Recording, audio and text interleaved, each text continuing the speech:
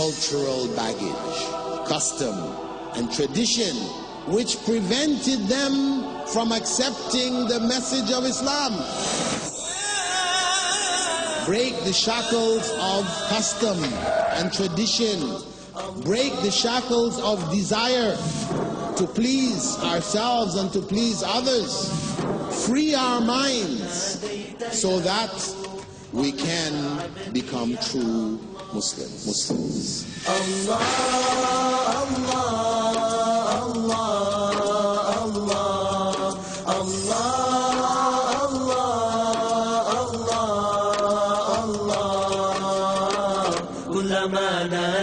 Bismillah ar-Rahman ar-Rahim. In the name of Allah, the most merciful, the most compassionate, I greet you with the greetings of Assalamu alaikum wa rahmatullahi wa barakatuh. At this time, I also send my prayers and blessings upon Allah's last and most noble Prophet, Muhammad sallallahu alaihi wasallam, upon his companions, his family, wives, and those who follow right guidance. Ladies and gentlemen, today's lecture by Dr. Bilal Phillips will be on Shackles of the Mind. I would like to now give you a brief introduction, and it is truly a brief introduction because I would take up all the speaker's time were I to go through a full introduction of our brother and Dr. Sheikh Abu Amina Bilal Phillips. He was born in Jamaica, West Indies, and grew up in Canada, where he accepted Islam in 1972. He completed his BA from the College of Islamic Disciplines, that is Usuluddin, at the Islamic University of Medina in 1979, and an MA in Islamic Theology in 1985 at the University of Riyadh College of Education. In 1994, he completed his PhD in Islamic Theology, or Aqidah, in the Department of Islamic Studies at the University of Wales. From 1994 until the year 2001, Dr. Bilal founded and directed the Islamic Information Center in Dubai, the United Arab Emirates, and the Foreign Literature Department of Dar al-Fatah Islamic Press in Sharjah, United Arab Emirates. In the year 2001, Dr. Bilal established the Islamic Online University, the first accredited Islamic university on the internet. He was a professor of Arabic and Islamic Studies at the American University in Dubai and Ajman University, head of the Department of Arabic and Islamic Studies at Preston University in Ajman, United Arab Emirates, and he is a lecturer and head of the Sharia Advisory Committee at the Qatar Guest Center in Doha, Qatar. He is currently the Dean of the Islamic Studies Academy in Doha. More information can be gained from www.islamicstudiesacademy.com. For more information on Dr. Bilal Phillips, you can look for his website, www.bilalphillips.com. That's one word, BILALPHILIPS.com. He is also hosting the website www.islamiconlineuniversity.com, where you can sign up for classes on Islam and listen to lectures, watch videos, and also have DVDs downloaded to your computers. Ladies and gentlemen, with no further waiting, inshallah, Shackles of the Mind by Dr. Bilal Phillips.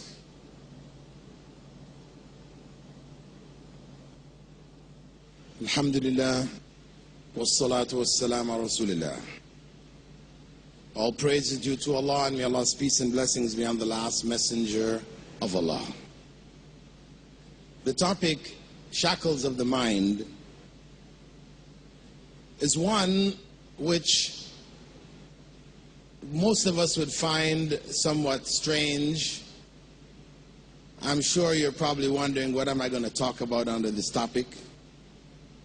And to be honest, when it was given to me, I was wondering myself, what was I going to be talking about?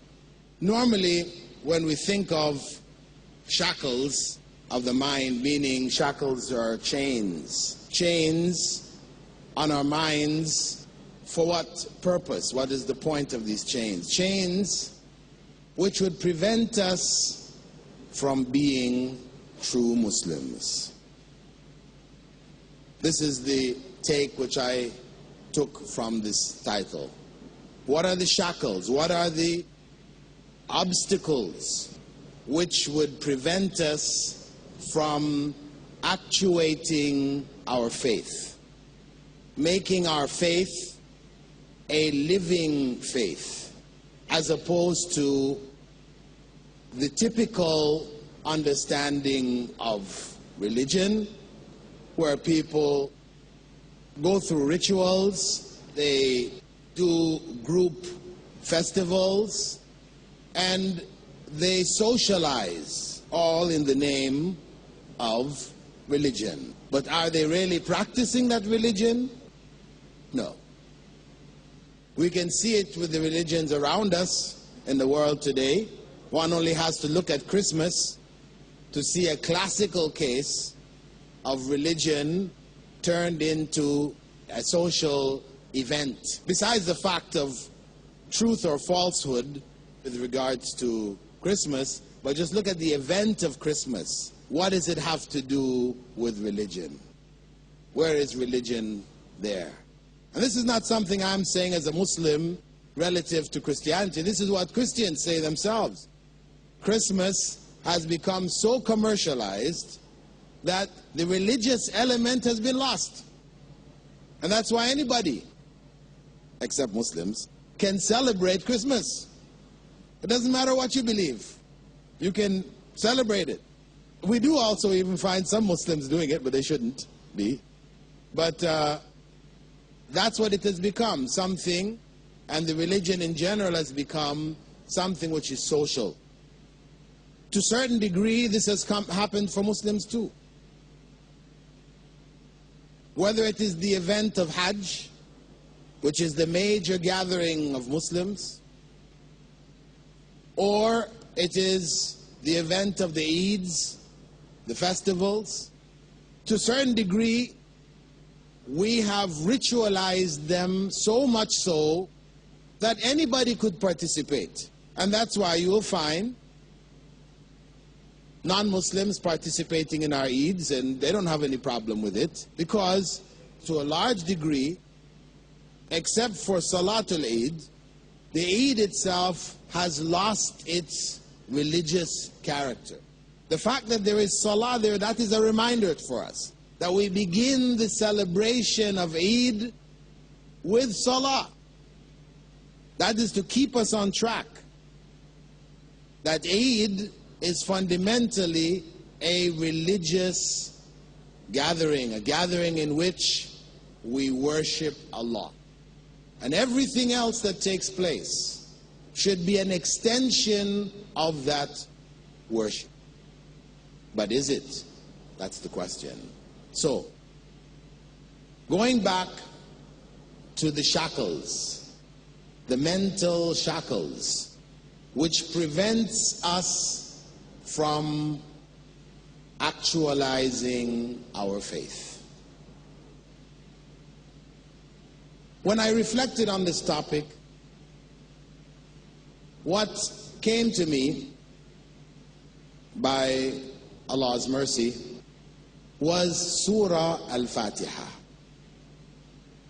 Surah Al-Fatiha, which we repeat 17 times every day, if we are praying 5 times a day, which we are supposed to be.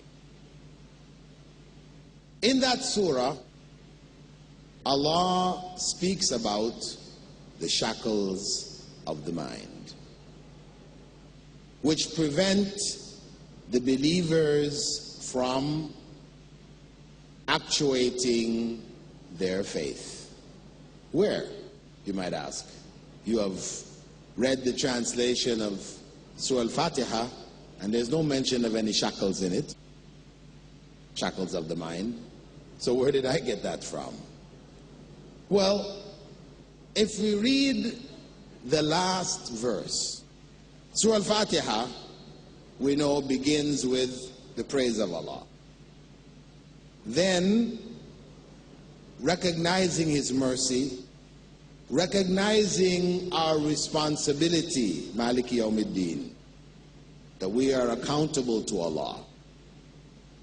Then, affirming the purity of our faith, Iyyaka na'budu wa iyyaka nasta'in.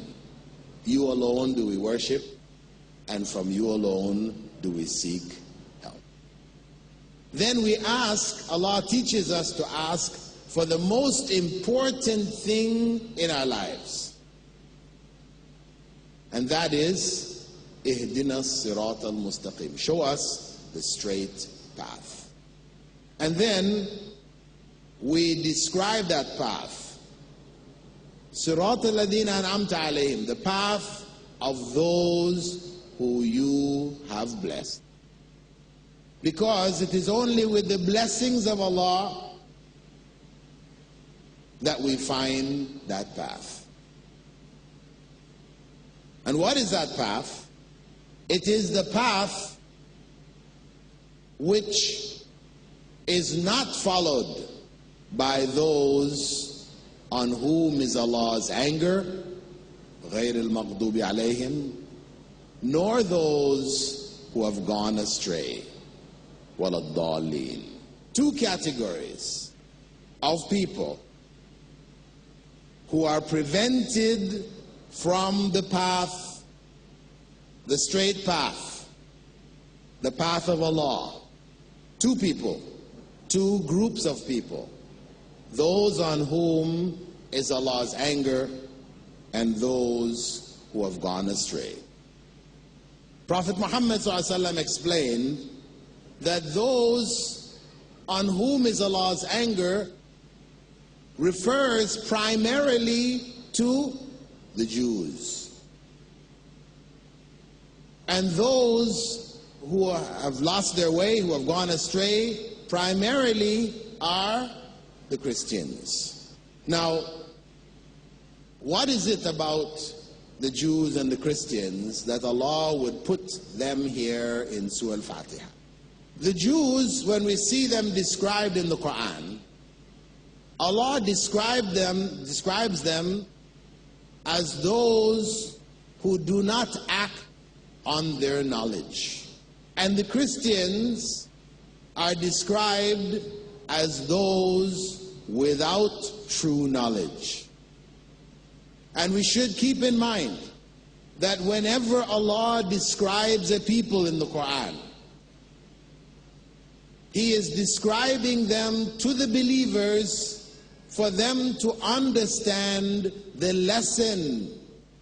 lessons to be learned from these people.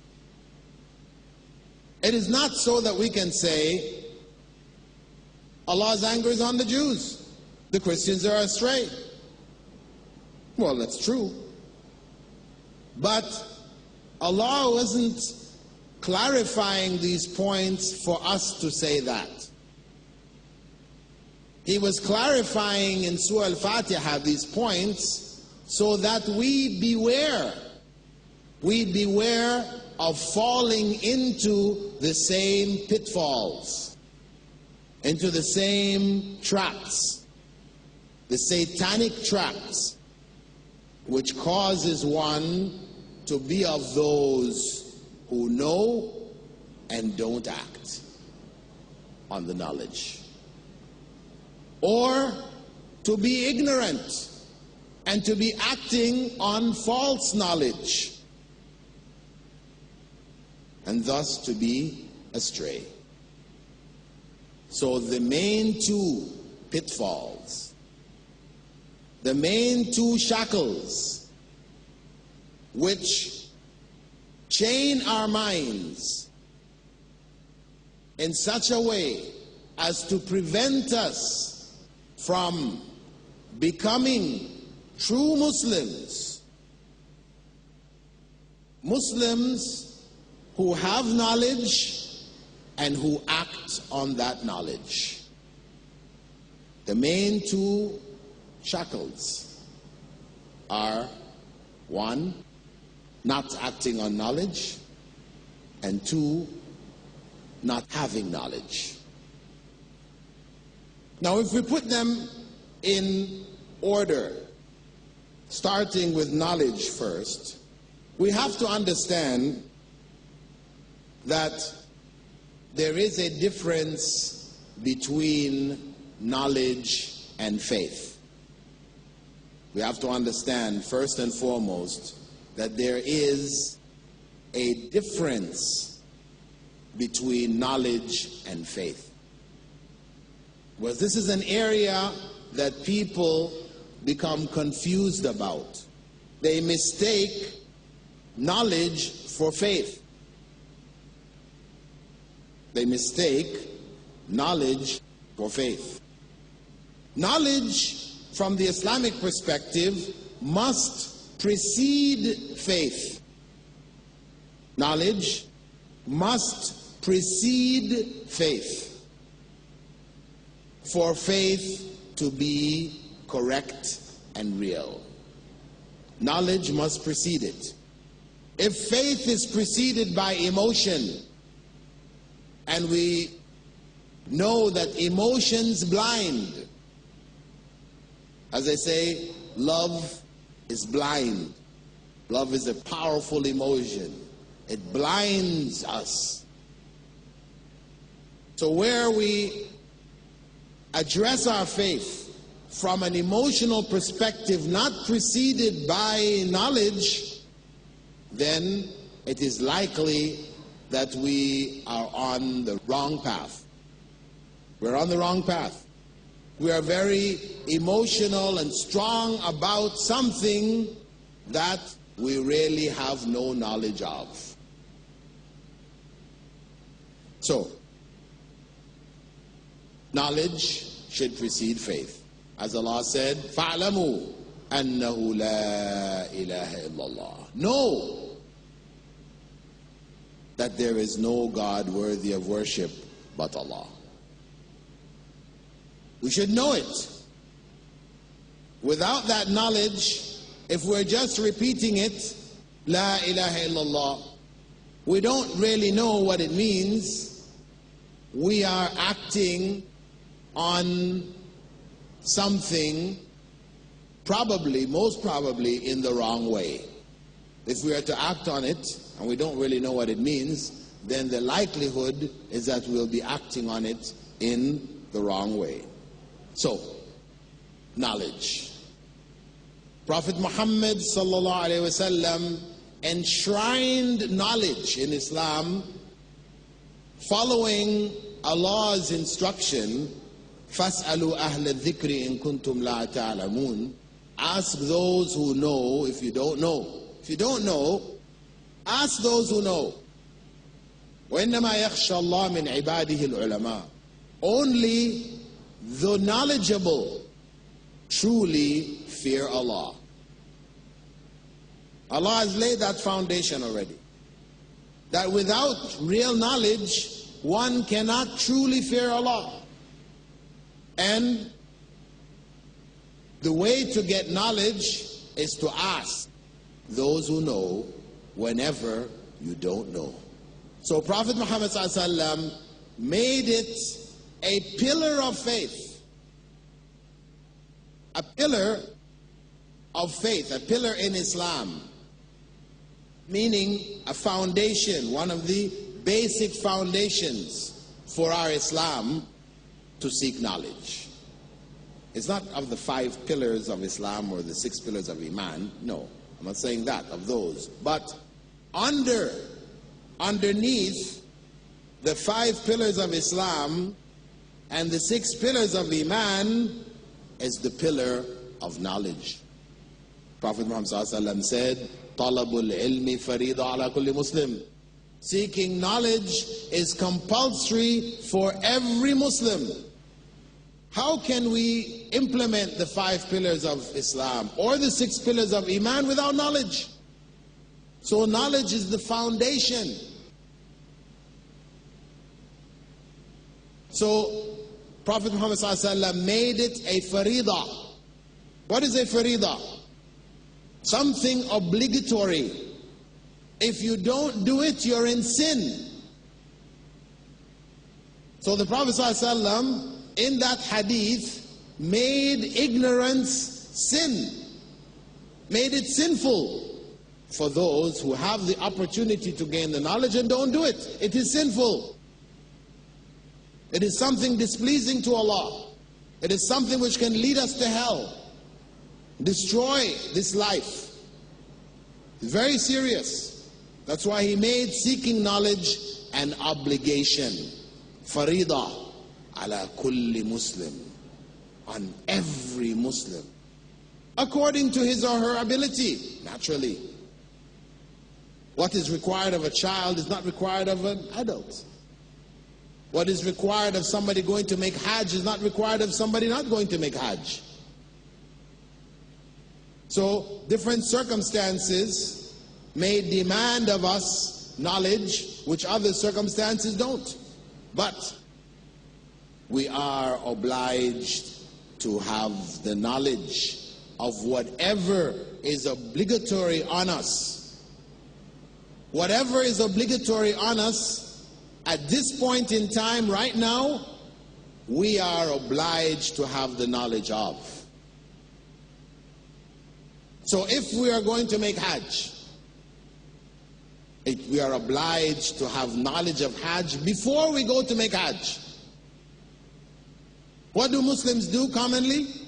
They go and make Hajj, and then they come back and they ask people, well, Sheikh, Maulana, should I have done that?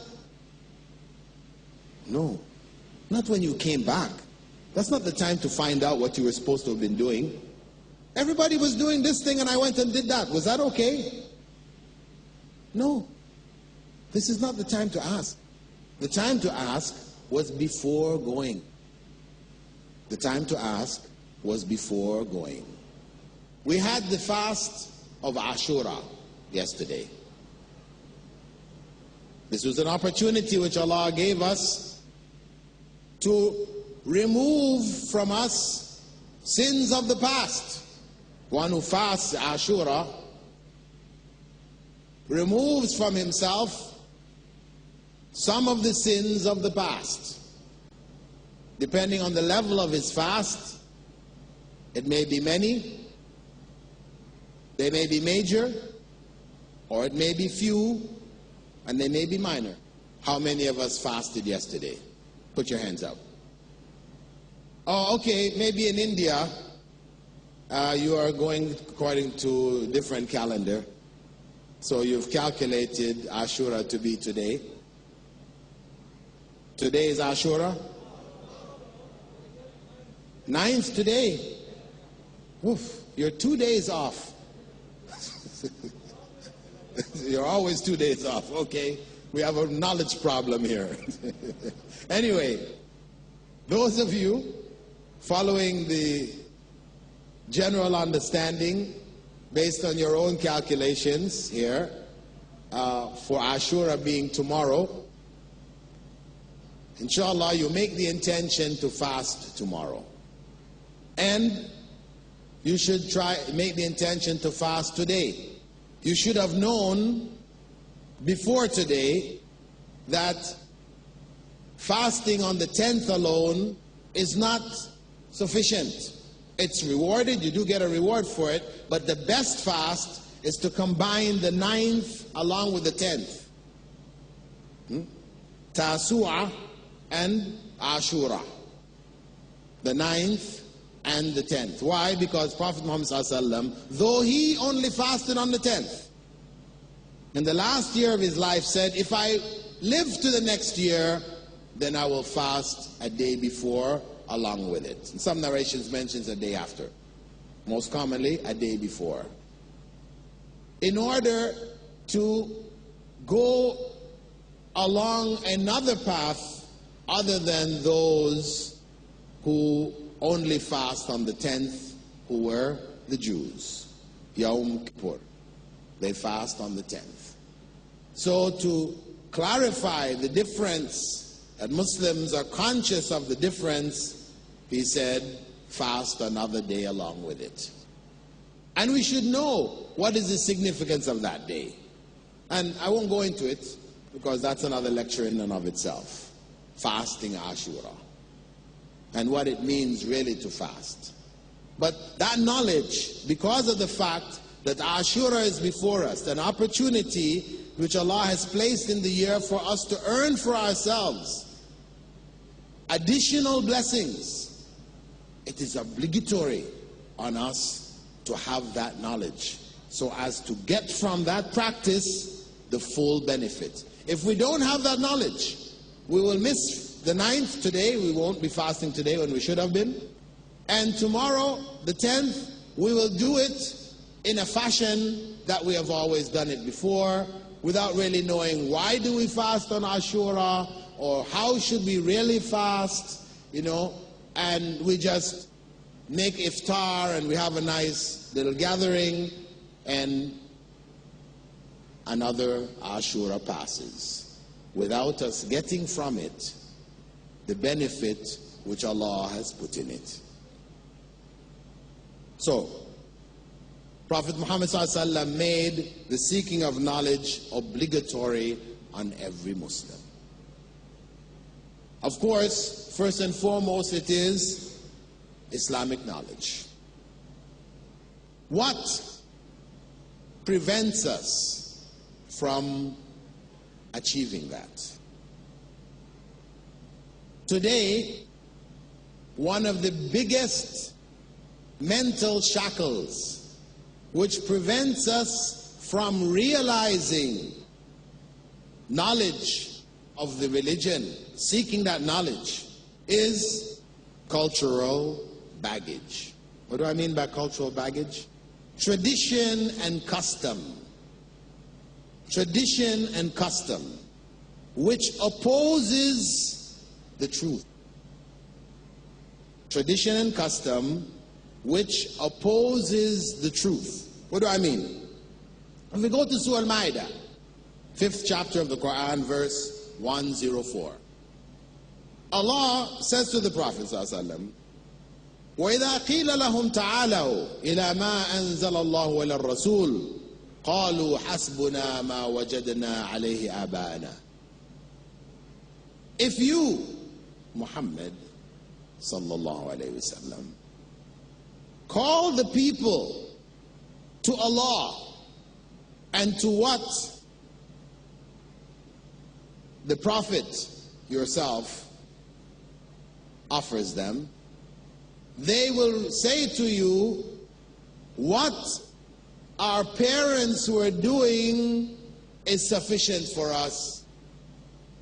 1,400 years ago, when Prophet Muhammad sallallahu alaihi wasallam called the people to Tawheed, to Islam, the people said, what we found our parents doing, hasbuna ma wajadna alayhi aba'ana.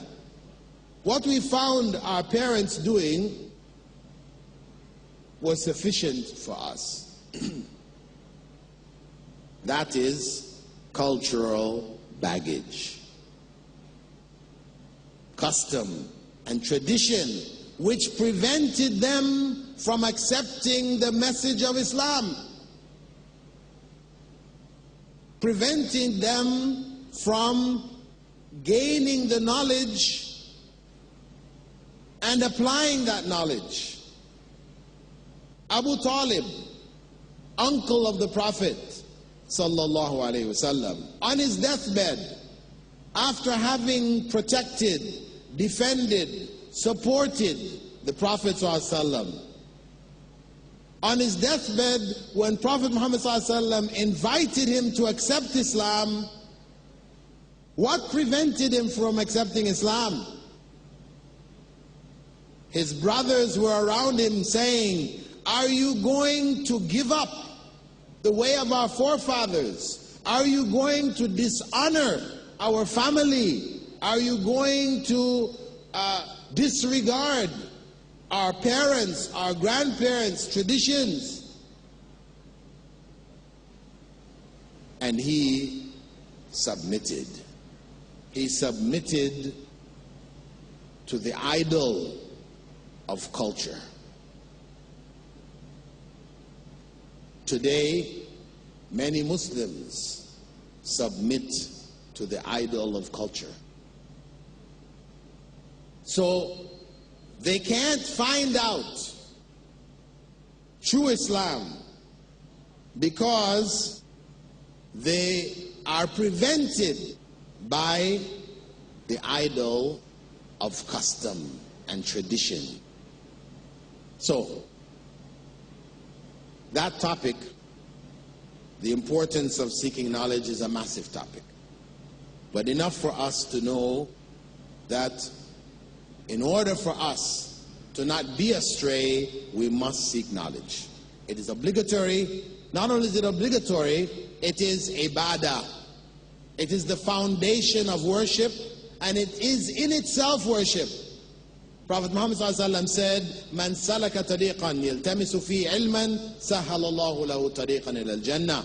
Whoever takes a path in which he or she seeks knowledge, Allah will make the path to paradise easy for them. And believe me, whatever makes the path to paradise easy has to be ibadah, has to be worship, doing what is pleasing to Allah. Because that's the basic definition of worship. Basic definition of worship is doing what is pleasing to Allah. So, that is one major shackle and its sub-shackles. The other major shackle is that of not acting on knowledge.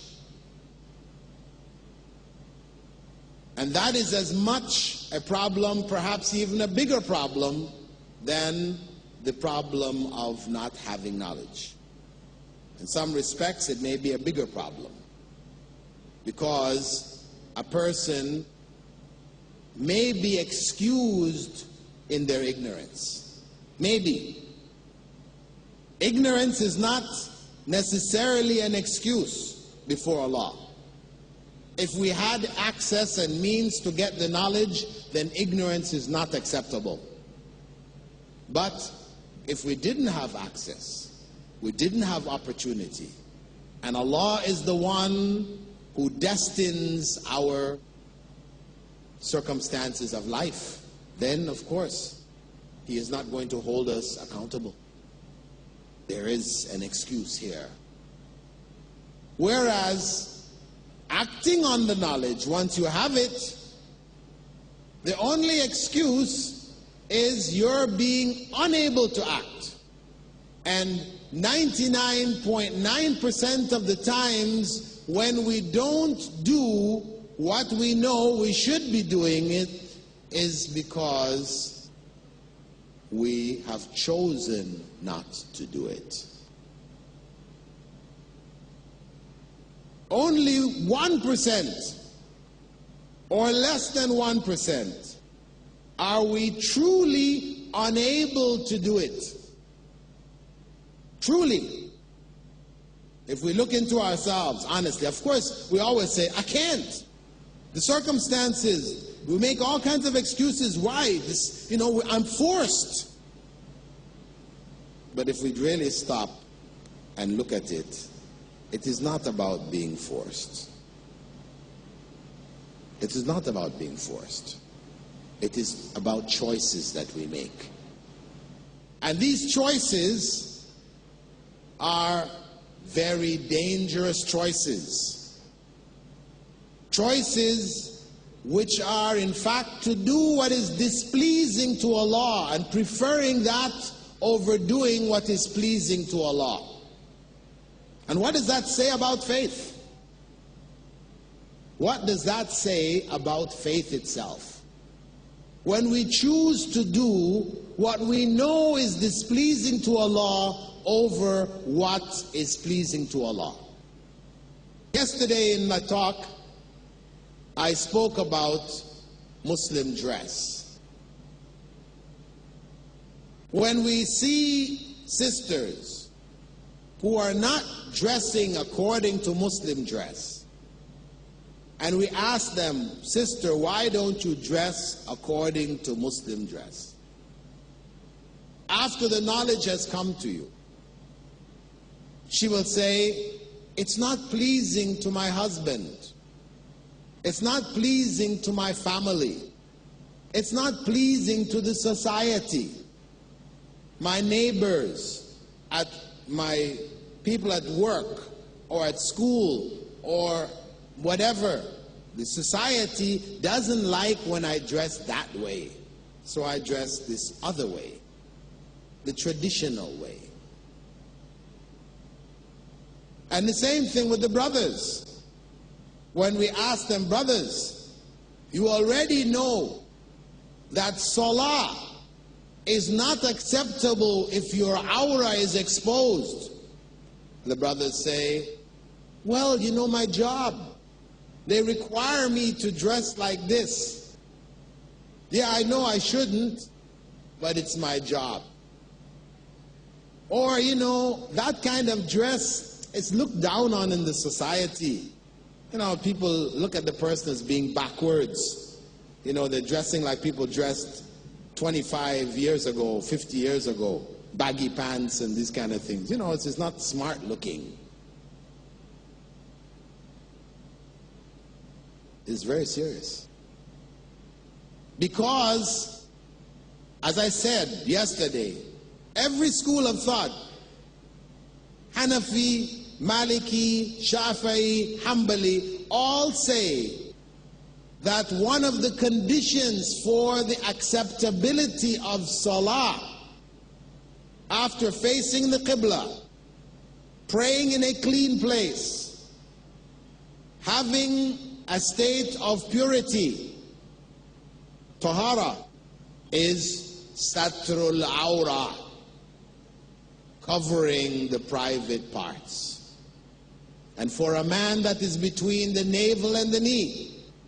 And covering does not mean simply having cloth on it. Because if that cloth is see-through, what if you wore a pair of pants that are see-through? And believe me, a time is coming. A time is coming when that will be in fashion, to walk around with see-through pants.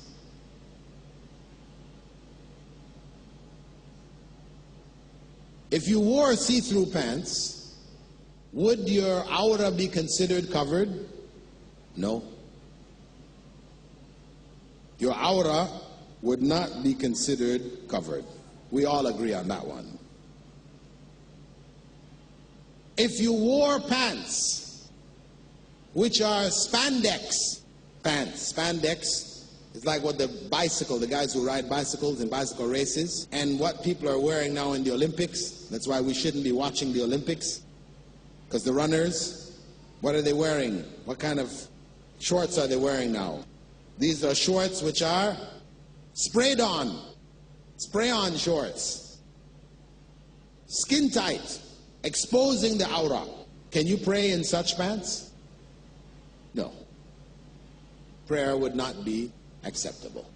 And of course, that requirement is not only in salah, it is whenever you're outside in the public, when your aura should be covered. So it's not just salah, because some brothers will say, when the time for salah comes at work, I have a lungi, you know, I put on my lungi and I make my salah, aura covered. Alhamdulillah, that's better than not. Alhamdulillah, that is better than not, because at least for your salah, you are protecting your salah to that degree. But still, after you take the lungi off, is Allah only watching you when you're in salah? Outside of salah, you are still under the command to cover your aura. This is part of the male hijab. So what stops us?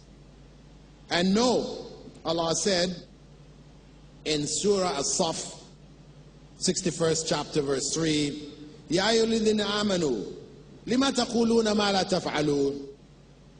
O you who believe, why do you not do what you say? Why do you say what you don't do? You say that satr al-awra is compulsory, covering your privates is obligatory, but you don't do it. كَبُرَ مَقْتًا عِنْدَ اللَّهِ أَن تَقُولُوا مَا لَا تَفْعَلُونَ. It is a great sin in the sight of Allah that you say what you don't do. That you say what you don't do. That was the curse which fell on the Jews, which made them maghdubi alayhim. And all of us that do that, we fall under the same category of the maghdubi alayhim. And know that the main shackle, sub-shackle, which prevents us from acting on our knowledge is what? Desires. Hawa. And as Allah said, have you not seen the one who makes his desires his God? Have you not seen the one who makes his desires his God? That's what we have done. How did Satan get Adam and Eve to disobey Allah? They were in a garden filled with trees. They could eat from any of the trees but one tree. Allah said, don't eat from it. One tree. How did Satan get them? And Allah warned them about Satan. How did Satan get them to eat from that tree? He played on their desires. He said, as is mentioned in Surah Al-A'raf, 7th chapter, verse 20, وَمَا نَهَاكُمَا رَبُّكُمَا عَنْ هَذِهِ الشَّجَرَةَ إِلَّا أَن تَكُونَا مَلَكَيْنِ أَوْ تَكُونَا مِنَ الْخَالِدِينَ. He said to them, your Lord only prohibited you from eating from this tree so that you would not become like angels,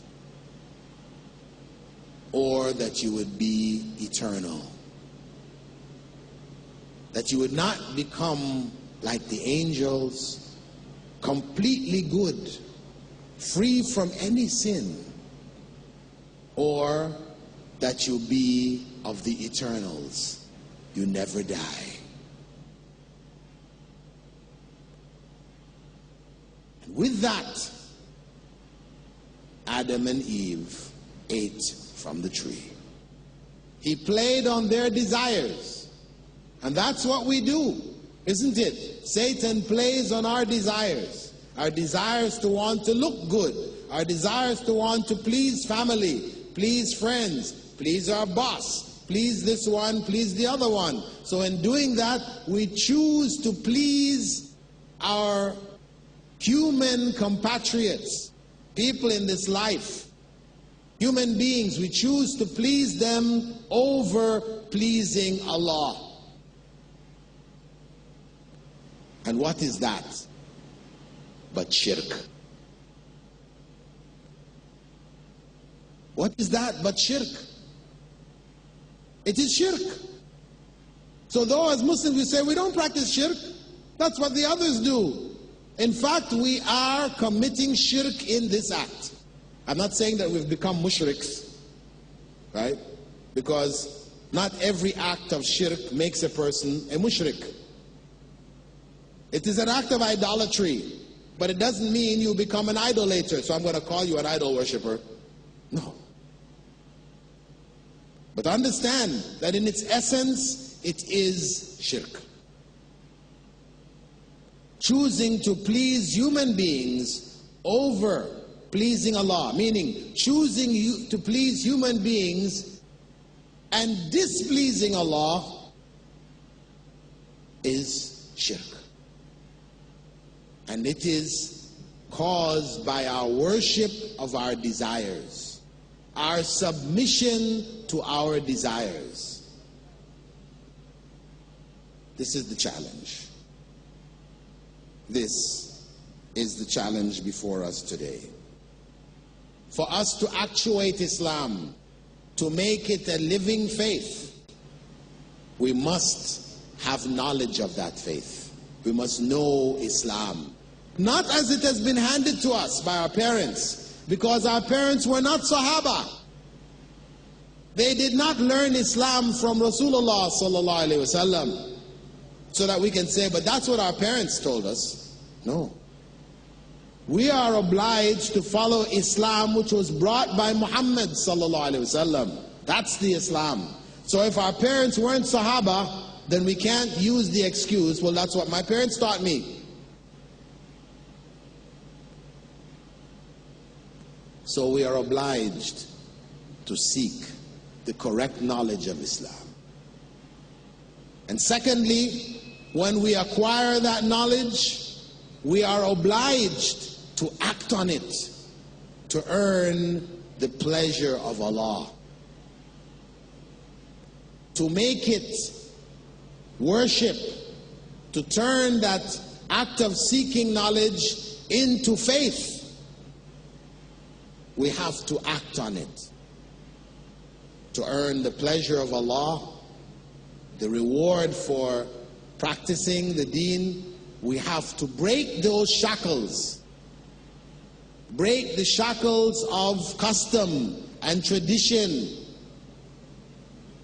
and habit, break the shackles of desire to please ourselves and to please others, free our minds so that we can become true Muslims. This is the challenge before us today, my brothers and sisters. It is a great challenge, and it is what distinguishes between us and the first generation. That generation which Prophet Muhammad ﷺ called the best of generations. Khairun nasi qarni. The best of generations, the best of people are my generation. ثُمَّ الَّذِينَ يَلُونَهُمْ ثُمَّ الَّذِينَ يَلُونَهُمْ. Then those who follow them, then those who follow them. The first three generations were the best. Why? What made them the best? Because they sought knowledge. They sought knowledge from the sources. They gained it from the pure source, and they acted on it. They acted on that knowledge. That was what distinguishes them from us. But each and every one of us has the ability to rise to their level. Each and every one of us has the ability to rise to the level of the Sahaba with regards to knowledge and practice. With regards to knowledge and practice. We cannot equal them in the sense of seeing Rasulullah ﷺ. Maybe we might see him in a dream. And the Prophet ﷺ told us that if we see Rasulullah in a dream, he sees him in a dream, then he has seen Rasulullah. But there are issues concerning that. Very few people are blessed with that. So we can't equal them in that sense, in general. But we can equal them in the sense of seeking knowledge. In fact, the knowledge has been gathered for us in a way that it was not for them. When you read about the lives of Imam Abu Hanifa, Ahmed ibn Hanbal, and the early scholars, those who gathered hadith, Imam Bukhari and that, they struggled, they strove, they traveled to get that knowledge. Now we have it all together in books, CDs, it's all there. So it is much easier for us. And then there is acting on that knowledge. And everybody is equal in that regard. You can act or not act. You can choose to act or choose not to act. So, in that sense, we are all in a position to achieve the status of the Sahaba with regards to our faith. And that's why scholars are agreed that though Prophet Muhammad ﷺ said the best of generations is my generation, the Sahaba, It doesn't mean that there were not individuals from the generation after better than those of his generation. He spoke about the generation as a whole, but they were of different levels. So there can be in the generations after individuals who were greater than those who were of that generation. Not greater than Abu Bakr, because the Prophet ﷺ said about him that he was the best of his nation. But of the general Sahaba, who were on a variety of different levels, it is possible. But you will find scholars living amongst us in this generation today who were on a level greater than them. It's possible, as individuals. So the challenge is there. The challenge of faith is there for us. To break the shackles on our minds, to free ourselves from the satanic chains which prevent us from making our faith a living, real faith. Barakallahu feekum. Assalamu alaikum wa rahmatullahi wa barakatuh. Wa alaikum assalam wa rahmatullahi wa barakatuh. Jazakallah khair, Dr. Bilal Phillips, inshallah, for the lecture. Ladies and gentlemen, and now we'll go into the question and answer session. There are a few rules which I will briefly mention in order to do this in an orderly manner. We have 2 microphones placed in this hall, one here in the front for the brothers, microphone number 1, and in the front of the sister section, microphone number 2. I ask that when you approach the microphone, you stand in one line, forming a queue, and do not bunch up around the microphone. Follow any instructions given to you by the microphone attendants. You may ask one question and one question only. Your question should be on the topic. If you have a second question, please go to the rear of the line, and if you come back to the microphone, you may ask your second question. Written questions will take second priority. So if you write down your question, it's better to try and find someone else to ask the question for you. As always, in these events, we encourage the non-Muslims to ask questions, to make comments, or to give some kind of comments, criticisms if they may have heard in the talk and may have misunderstood. Sometimes, and I'm talking now to the non-Muslims, what you think would be a criticism that we would object to, sometimes it's something that we would actually agree with. Anything that you say will be taken in a spirit of kindness and mutual interfaith dialogue, and no one will become angry with you. We will not become angry with you because of something that you asked or said in order to gain clarification. That's what the purpose of us inviting you to the microphone is. Ladies and gentlemen, inshallah, we will begin now. I encourage anyone who's sitting next to a non-Muslim to please try to motivate that non-Muslim to ask a question. And for the non-Muslims here in the audience, if you have a question, simply go to any of the volunteers which you'll find in the aisles or in the center aisle and tell them you have a question. They will assist you in getting to the front of the line so that you may ask your question. Okay? You don't have to wait in the line. Just make sure one of the volunteers helps you and you'll come to the front of the line and you may ask your question. With no further delays, inshallah, if our speaker is ready, we'll start question and answer. Could you please state your name and occupation, sister? Assalamu alaikum wa rahmatullahi wa barakatuh. My name is Asma and I'm a teacher. How do I react to my friend who says that ignorance is better than gaining knowledge and not acting on it, because gaining knowledge and not acting on it is a greater sin? Okay, there's a famous saying in the West. When I grew up, people would say, ignorance is bliss. That's how they put it. Ignorance is bliss. When you don't know what is required of you, then you're not required. So you can live an easy life. You don't know you have to pray 5 times a day, you don't have to pray. Makes life easy, doesn't it? But this is a satanic statement. This is one of the ways that Satan deludes people into not seeking correct knowledge.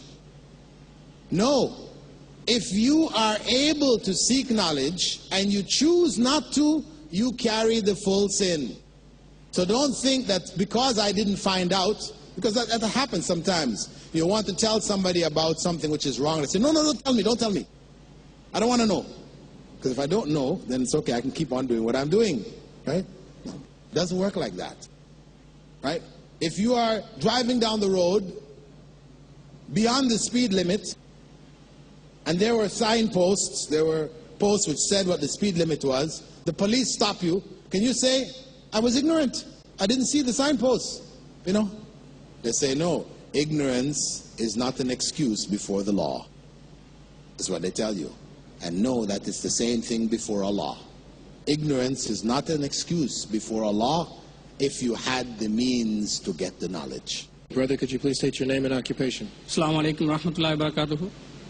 I am SMA Syed Saul Hamid. I am doing my master's degree in computer applications. My question is, what kind of knowledge we need and what we do to get to perform our salah with concentration? Okay. We're sort of off the topic a little bit, but anyway, what kind of knowledge should be given priority? It should be obviously religious knowledge, because that is for both this life and the next. Included in that knowledge that we need to seek is also knowledge of this world. As you're seeking computer studies, it is something that we need for the functioning of society, functioning of life here today. So it is a valid area to seek knowledge in also. How to seek correct knowledge about salah in order to make the salah the best way? Well, Prophet ﷺ said, Sallu kama ra'aytumuni usalli. Pray as you saw me pray. So we need to know, how did the Prophet ﷺ pray? Externally. That's where we start from. Externally, how did he pray? Now, it may involve some small things that we might say, well, that's not so big. Now, some people, when they're going to raise their hands, they raise it and touch their ears, right? As if they want to make sure that their ears are still on the head, right? You touch your ear or something like this before. Of course, there is no mention in the description of the Prophet's prayer that he touched his ears. You know? No mention. It just said he raised his hands to the level of his ears, or to the level of his shoulders. And this is just an example I'm giving, right? And one might say, but you know, what's the big deal? If you touch your ears or you put your hand here, what's the big deal? Well, the Prophet ﷺ said, pray as you saw me pray. If it wasn't important, he wouldn't have said that. Right? That's what we have to believe. It is important. Because he didn't say things which weren't important. He was sent by Allah to tell us the important things. So if he said, pray as you saw me pray, then that's what we should do. Isn't it? So, we don't say this is not important. No.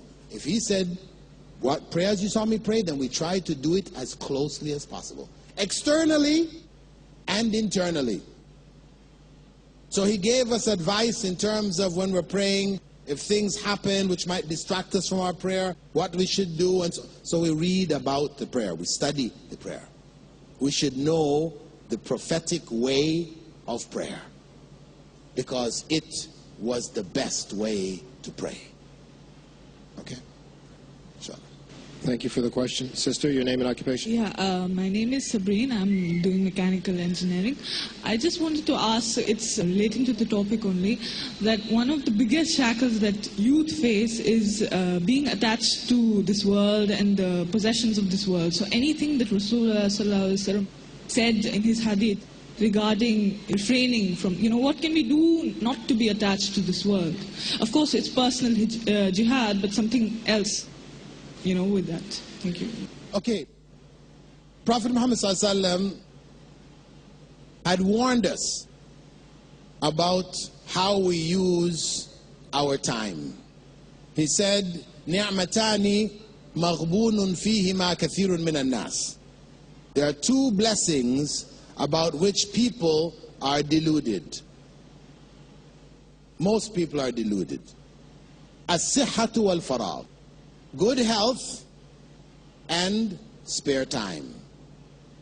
So, what we need to help the youth is to get them involved, to be involved in activities which would make use of their health.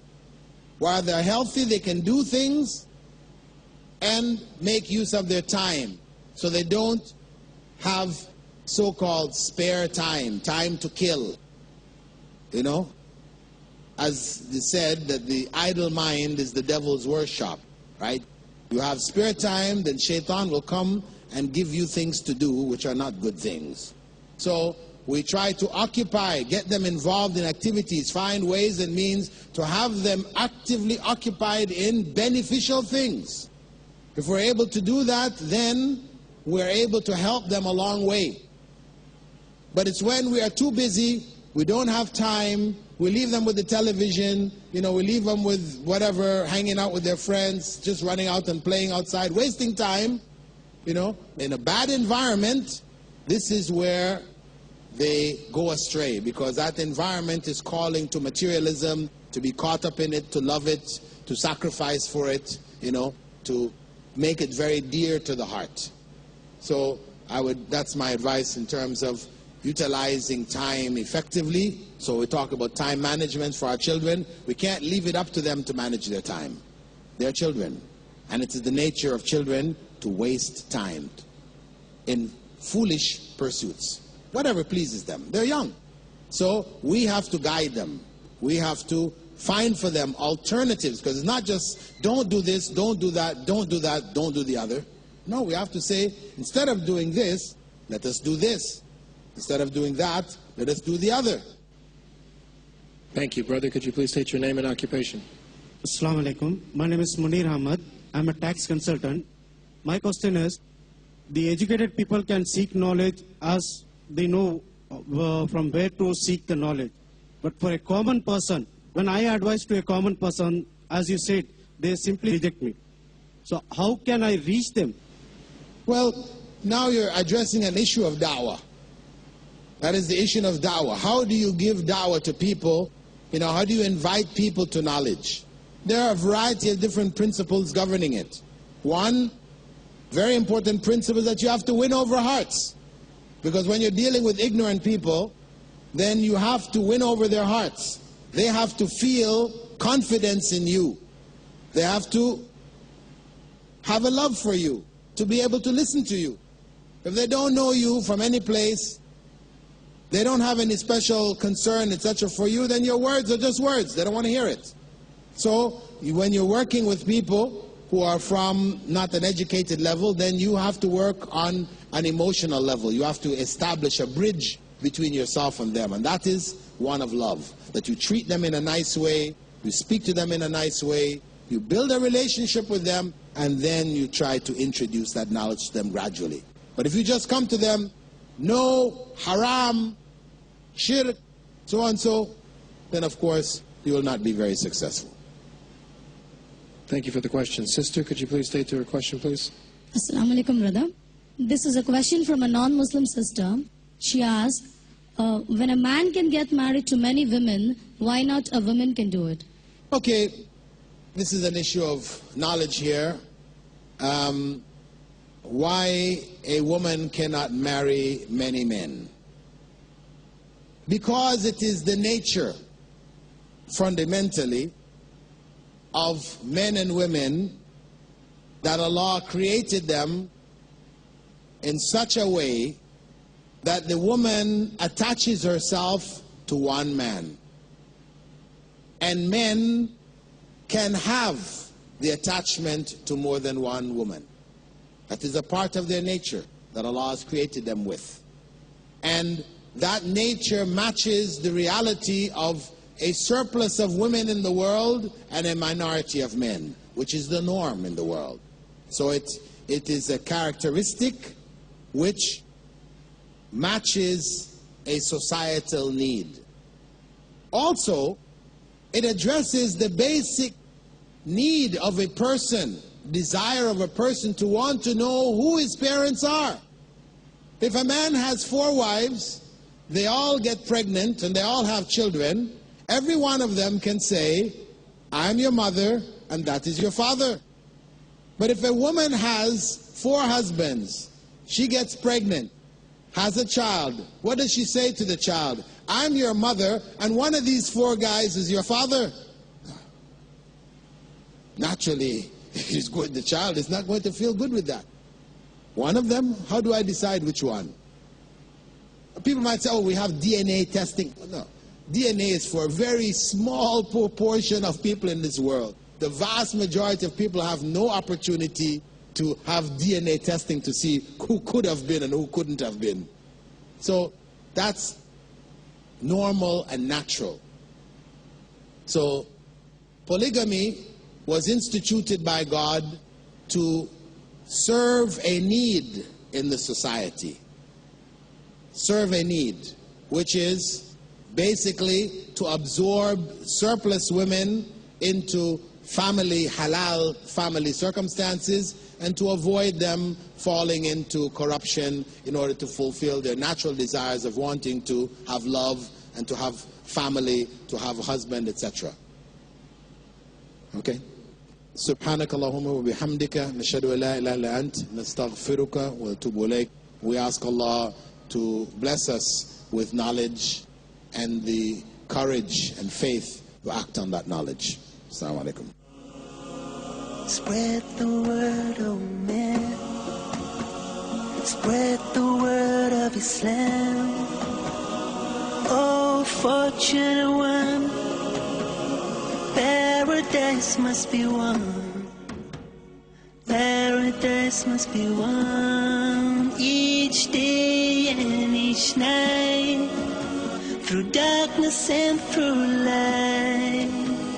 Cry it out to the world. Spread the word.